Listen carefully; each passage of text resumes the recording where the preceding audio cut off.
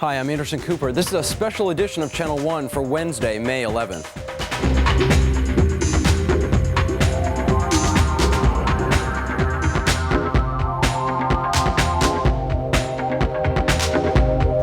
Over the past couple of years at Channel 1, it's been my privilege to cover many stories for you, some happy, some sad, some even tragic. Unfortunately, the story I have today might be the most tragic of all, the civil war in Rwanda, a country in Central Africa. It's a country made up of two main ethnic groups, the Hutu, who make up about 9/10 of Rwanda's population, and the minority Tutsi, who make up the other 10th. Now, last month, Rwanda's president, one of the majority Hutus, died in a suspicious plane crash. The Hutus, who control Rwanda's government and army, blamed the Tutsis and began attacking them. Some people tried to fight back, others fled.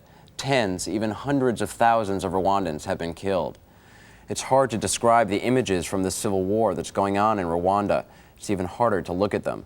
We have to caution you that some of the scenes you'll see are disturbing, but to bring you the truth of the story, we have to show you the horror. Last week, I was in Johannesburg, South Africa, covering the elections, and we decided to do a story about refugees from Rwanda. I traveled nearly 3,000 miles to Nairobi, Kenya, took a small charter plane into Tanzania, landing just outside of Ngara, about 2 hours from the border with Rwanda. From there, I rode to Rusumo, where we crossed the border into Rwanda and drove about 80 kilometers to a place called Gahini. It was a troubling journey. When I got on the plane in Kenya, I didn't know what to expect. I'd heard there was something terrible happening in Rwanda. As many as 100,000 people had been killed in just 3 weeks. 250,000 people had fled. I landed on a mountaintop airstrip in Tanzania near the Rwandan border, the staging point for a massive relief effort. It took us about 2 hours by plane to get here, though we're not really sure where here is. It's another 2-hour drive to the border where the refugees are. We had hoped to cross into Rwanda tonight, but it looks like it's going to get dark before we're able to. I'd been told to do a story on the refugees, explain what is happening in Rwanda, but I also wanted to get into Rwanda, see it for myself. I didn't realize that to go into Rwanda is to leave behind one world and enter another. It's hard to imagine that a tragedy the scale of Rwanda could occur in the modern world. But when you come here, you realize that parts of the world aren't so modern. There are few paved roads, there are no telephones, and getting anywhere is very difficult. We got stuck for hours on mud roads and crossed rivers on ancient ferries. On empty roads, children and parents, refugees, carried what they could, homes and loved ones left behind, family photographs discarded, perhaps by someone who didn't want to remember. It's hard to tell exactly how many people are fleeing the terror in Rwanda. On the sides of roads, you only see groups of 2 or 3 refugees at a time. The 2s and 3s became hundreds of thousands. Relief officials say that this may be one of the largest mass movements of people in history. The fear is that if the camp isn't organized soon enough, disease could spread among the refugees. There are no toilets. Human waste mixes with drinking water. Relief workers struggle to catch up. Little food, no clean water, no shelter. People fled with whatever possessions they could bring. For some people, it was their cattle. For others, a bicycle. Reporters are supposed to ask questions, so I asked the obvious. Why all the killing in Rwanda? Some blamed ethnic hatred between Rwanda's 2 main ethnic groups, the Hutus and the Tutsis. Others blamed political rivalries, or the war between the mainly Tutsi rebels of the Rwandan Patriotic Front and the mainly Hutu government forces. I heard the explanations, but explanations don't always get you closer to understanding. The killings in Rwanda are so brutal because most of the weapons are weapons like these, machetes, or clubs with nails hammered into the head. When refugees cross the border, they're told to leave their weapons here.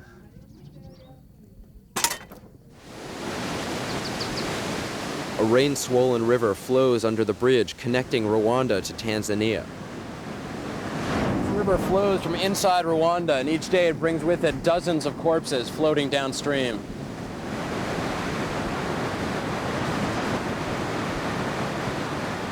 The smell of rotting flesh is all that remains. It's the smell that clung to me as I walked into Rwanda.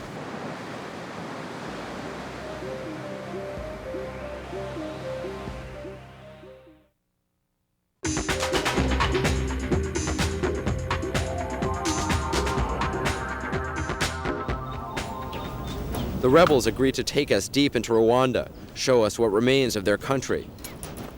So where are we now? The roads were deserted, stores looted, whole towns empty of people.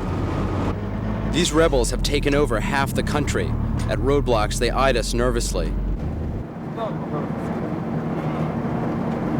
gonna run out of gas, aren't we? The fuel gauge in our truck was broken. Dangerously short of gasoline, we became hunters looking for fuel. In land looted of everything, gas pumps stand empty. We stopped a rebel vehicle and siphoned some fuel. At Gahini Hospital, about 100 survivors of the carnage find refuge. Those who are still in Rwanda and still alive often are malnourished or injured. These kids over here are severely malnourished. And in this room over here is kids who have been hit by machetes.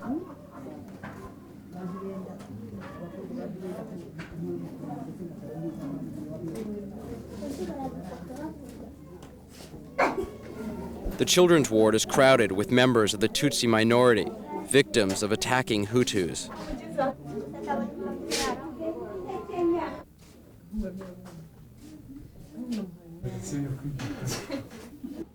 They cut fingers from a child too young to walk. Scattered throughout the countryside, you find the bodies. 5 people lay in a row, a family perhaps. When I was in Rwanda about a year and a half ago, as you drive down the road, a lot of little kids would sort of run by and wave at you. Nowadays, most of the people are all gone, and the only people on the side of the roads are dead. Most of the people who are being killed in Rwanda aren't being killed by artillery shells. It's small scale. These people here have had their skulls bashed in. Looks like this woman was shot in the back of the head. At scenes like this, you try to figure out what it is that happened here. It looks like a van filled with passengers maybe hit something or was hit by a rocket or something. The smell of rotting flesh is everywhere in the air. You stare at the bodies, try to make sense of it, search for answers, but you find none. All you find are more bodies. And the silence is what gets to you, broken only by the sound of flies and the buzzards circling overhead, waiting for you to leave.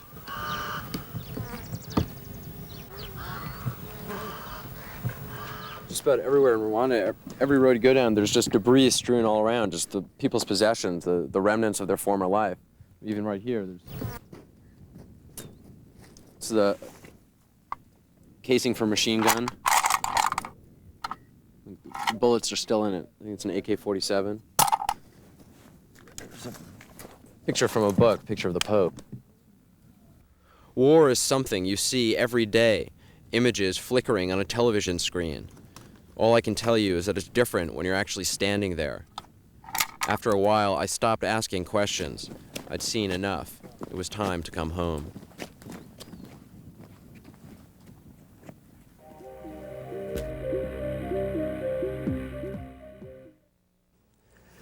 In the end, it's hard to explain what's happening in Rwanda. I'm not really sure it's possible to. People blame ethnic hatred between Hutus and Tutsis. Some say it's all politics, a battle for control of the country. After being there, I still don't know. All I know for sure is that in a small country called Rwanda, people are dying. The United Nations is still considering how to deal with the war in Rwanda. Officials from other African governments are meeting to discuss an international military force to try to restore calm. A massive humanitarian relief effort is underway to help the Rwandan refugees, and the United States has just announced it's sending several plane loads of supplies to help. Well, that's it for this special edition of Channel 1. Bye-bye.